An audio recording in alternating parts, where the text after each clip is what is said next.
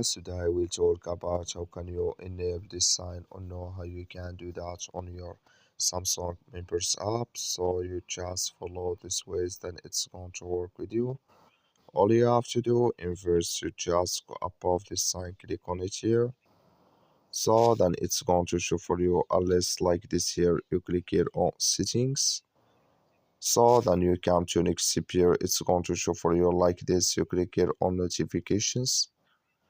Then it's going to take you to this list. Just click on notification categories.